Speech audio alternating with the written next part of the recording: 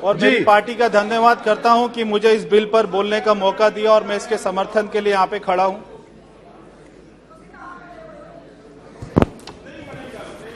और मैं शुरुआत में ही सदन को बताना चाहता हूं, देश को बताना चाहता हूं, विपक्ष को बताना चाहता हूं, हम जिस दिल्ली की बात करते हैं वो एक यूनियन टेरिटरी है, कोई राज्य नहीं है। बार बार दिल्ली के मुख्यमंत्री द्वारा राज्य के अधिकार मांगना और ये सारा विपक्ष आज जो गठबंधन बनाकर उनको समर्थन कर रहा है, ये अपने आप में बहुत ही विचित्र की बात है। ना जाने कैसे कैसे अपशब्द बोलकर दिल्ली के मुख्यमंत्री ने, जो यहां पर कांग्रेस के लोग बैठे हैं, डीएमके के लोग बैठे हैं, जितने भी पार्टी आज उनको समर्थन कर रही है, कि आज वो सारी बातें सोचकर भी बहुत ही अपमान सी स्थिति हो जाती है कि कैसी बातें गठबंधन को बोला। और आज ये सारे नेता उनके साथ में बैठकर मिलकर उनको सपोर्ट करते हैं। मैं अपनी बात को 2 लाइन से शुरू करूंगा कि जिनका विरोध करने राजनीति में उतरे, आज करने को गठबंधन उनके यहां पर प्राइवेट जेट से उतरे।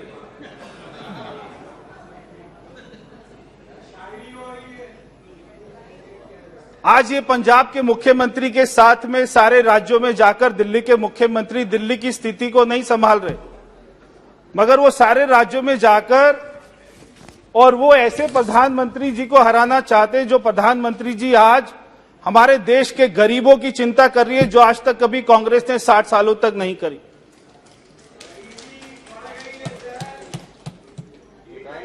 मैं बताना चाहता हूं कि दिल्ली, हम जिसको भारत का दिल कहते हैं, वो देश की राजधानी है और विश्व में जितने बड़े बड़े देश हैं, वहां की जो राजधानी होती है उसका संचालन का अधिकार वहां की केंद्र सरकार के पास होता है। हमारी दिल्ली में ये संसद भवन भी है, तो हमारी दिल्ली में सारी नेशनल एजेंसीज के हेडक्वार्टर भी हैं। हमारी राजधानी दिल्ली में सुप्रीम कोर्ट है, तो हमारी राजधानी दिल्ली में सारे विदेश के एम्बेसीज भी हैं। अब ये सारे अधिकार को चलाने के लिए किसी एक राज्य के मुख्यमंत्री, दिल्ली के मुख्यमंत्री को नहीं दिया जा सकता। जब आज हमारी राजधानी दिल्ली की बात आती है तो हमारे देश की छवि, हमारे देश की विश्वसनीयता, हमारे देश का वैभव, हमारे देश की प्रतिष्ठा, ये सारे अपना विश्व के पटल पर ताक पर होती है। जब देश का ऐसा कोई जिला नहीं है जहां के लोग दिल्ली में नहीं रहते, तो आज हम दिल्ली को मिनी इंडिया भी कहते हैं। इसमें कोई गलत बात नहीं। इंडिया हो गया, इंडिया डॉट लगा बीच में धब्बे हैं, भारत भारत ही रहेगा। मगर बार बार दिल्ली के मुख्यमंत्री को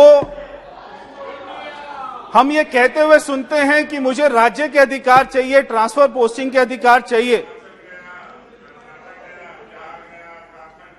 एक आदमी दुकान पर जाता है टीवी खरीदने के लिए और वो वहां पर सारा मुआयना करके बोलते हैं मुझे ये वाला टीवी खरीदना है।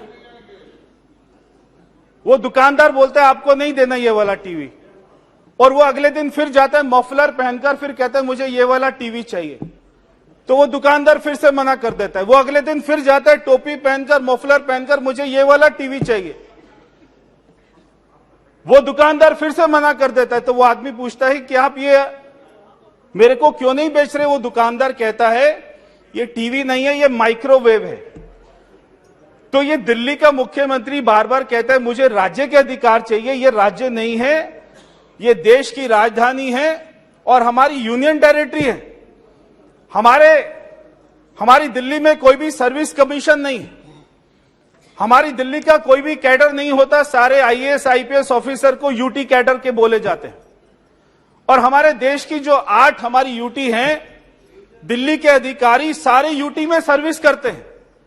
अब एक किसी राज्य के मुख्यमंत्री को सारे राज्यों का, सारी यूटी का अधिकार दे देना कि हमारे दिल्ली के अधिकारी का ट्रांसफर दिल्ली के मुख्यमंत्री लक्षद्वीप में करेंगे और वो जम्मू कश्मीर में करेंगे, लद्दाख में करेंगे, ऐसा कैसे हो सकता है? तो ये संभव ही नहीं हो सकता।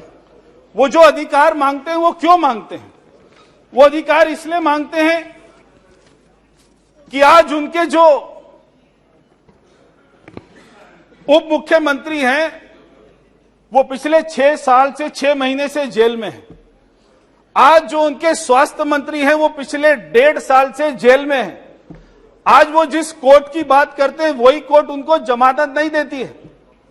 1.5 साल से जो स्वास्थ्य मंत्री सड़ रहा है वहां पर, वो कौन से आरोप में गया? वो हवाला के आरोप में गया। और जो दिल्ली का उप मुख्यमंत्री है वो शराब घोटाले में जेल में गया। और एक इनका मंत्री एक महिला की इज्जत लूटकर राशन कार्ड के नाम पर, और वो जेल गया। तो ऐसे इनके मंत्री जो आज जेल में जा रहे हो और जिनको कोर्ट जमानत नहीं दे रही, ऐसी सरकार दिल्ली में बैठी हुई है।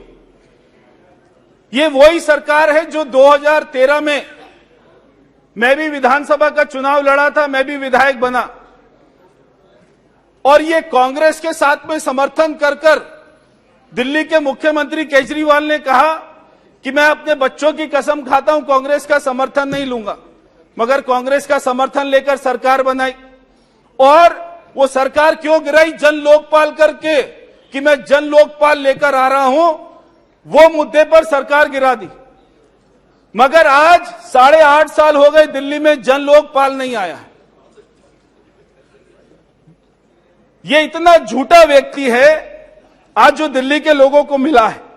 और ये सदन को जानकर बहुत ही हैरानी होगी कि दिल्ली के मुख्यमंत्री 8.5 साल से सरकार में हैं। 8.5 साल से वो 8 बार भी अब अपने सचिवालय नहीं गए। 8 बार भी वो सारे आईएएस ऑफिसर को अपने घर पर बुलाते हैं। और एक बार उन्होंने दिल्ली के जो पहले मुख्य सचिव रहे अंशु प्रकाश जी, रात को उनको अपने घर पर बुलाकर अपने विधायकों द्वारा उनकी पिटाई कराई। आज भी वो केस चल रहा है। तो क्या कोई सोच सकता है एक मुख्यमंत्री अपने मुख्य सचिव को पीटता हो? एक मुख्यमंत्री आईएएस ऑफिसर को बुला के उनकी बेइज्जती करता हो और वहां पर उनको गालियां देता हो, और फिर ये बात करते हैं कि आईएएस ऑफिसर की ट्रांसफर पोस्टिंग का अधिकार हमें मिलना चाहिए। जब दिल्ली में कोविड आया तो ये वही मुख्यमंत्री है दिल्ली के जिन्होंने हमको संभालने की बजाय, गरीब लोगों को संभालने की बजाय, यूपी बिहार के लोगों को संभालने की बजाय लाखों लोगों को बॉर्डर पर भेज दिया मरने के लिए कि आप अपने अपने राज्य चले जाइए। वो तो हमारी सरकार थी, हमारे गृह मंत्री जी थे, हमारे प्रधानमंत्री जी थे जिन्होंने दिल्ली में हॉस्पिटल बनाए, हमारे लोगों को वैक्सीन दी, हमारे लोगों को इंजेक्शन दिया और आज हमारे दिल्ली के लोगों की जान बचाई। वरना दिल्ली के मुख्यमंत्री ने हमको अपना मरने के लिए छोड़ दिया था। और क्या बोलते हैं दिल्ली के मुख्यमंत्री? वो कहते हैं कि बिहार के लोग तो केवल 500 रुपए का टिकट लेते हैं, दिल्ली में आते हैं, लाखों का इलाज करते और चले जाते हैं। जो आज ये नीतीश कुमार जी के आदमी बैठे, यहां पे सांसद बैठे, मैं उनसे पूछना चाहता हूं, आपने कभी दिल्ली के मुख्यमंत्री से कहा कि आप हमारे बिहारियों के लिए ऐसा क्यों बोलते हैं?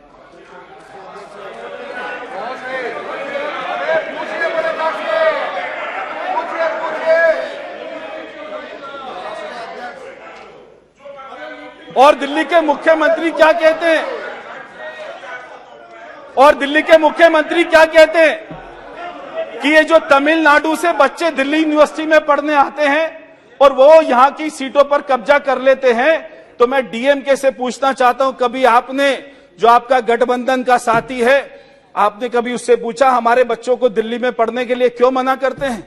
तो ये गठबंधन तो कर रहे हैं, वो इनको गाली दे रहे हैं। और जैसे ये बिल पास होगा ये सारा गठबंधन बिल्कुल ताश के पत्ते की तरह गिर जाएगा, ढर जाएगा।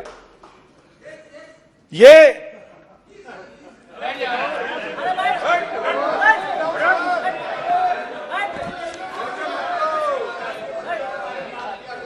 एक दिल्ली के मुख्यमंत्री कहते हैं हमारे दिल्ली पुलिस के सिपाही, हमारे दिल्ली पुलिस के अधिकारी जो उनकी सुरक्षा भी करते हैं, उनके मंत्रियों की भी सुरक्षा करते हैं।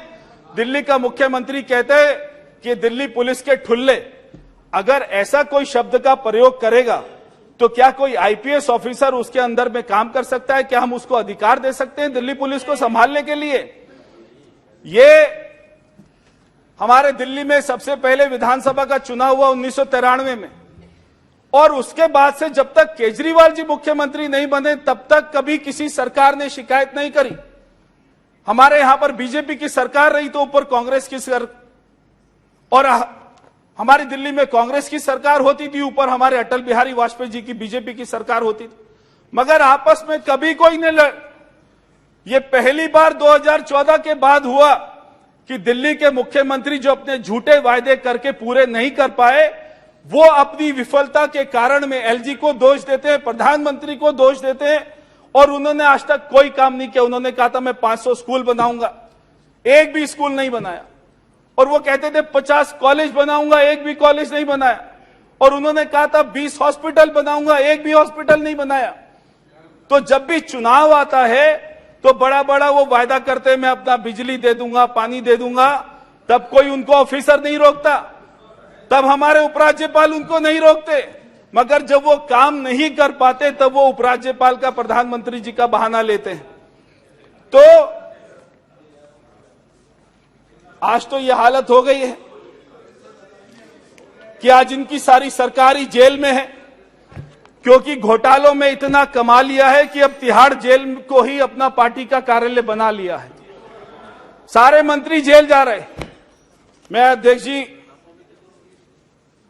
इस बिल का समर्थन कर रहा हूं, और यहां पर जितने गठबंधन के लोग बैठे उनसे भी कहना चाहता हूं कि ये अगर आप जो इसको अधिकार देने की बात कर रहे हैं ना, अगर इसको अधिकार मिल गया तो अभी इसने पीछे एक हमारे दिल्ली में फीडबैक यूनिट बनाया था, और वो फीडबैक यूनिट में हमारे एलजी ऑफिस का, सभी सांसदों का, सभी बीजेपी के विधायक का, आईएएस आईपीएस ऑफिसर का इसने फोन को अपना टैप करना शुरू कर दिया था। अगर ये जो गठबंधन के लोग बैठे हैं, अगर आप उनको अधिकार दे देंगे तो आपके सारे फोन भी केजरीवाल टैप करेगा, फिर आपको अपना चिंता होगी। इसलिए मैं ये बिल का समर्थन कर रहा हूं, और आखिर में 2 लाइन बोलकर अपनी बात को समाप्त करता हूं कि अन्ना आंदोलन के वो महान असूल वो सारे यमुना में बह गए, और रामलीला मैदान से निकलकर सरजी आज केवल अपने विज्ञापन में सिमट कर रह गए। ये केवल विज्ञापन की सरकार है। 13,000 करोड़ रुपए के विज्ञापन से ये सरकार चल रही है, और कोई कारण नहीं है। इसलिए मैं सभी सदन का मैं हाथ जोड़कर कहूंगा कि इस बिल का समर्थन करें। धन्यवाद। बहुत बहुत धन्यवाद।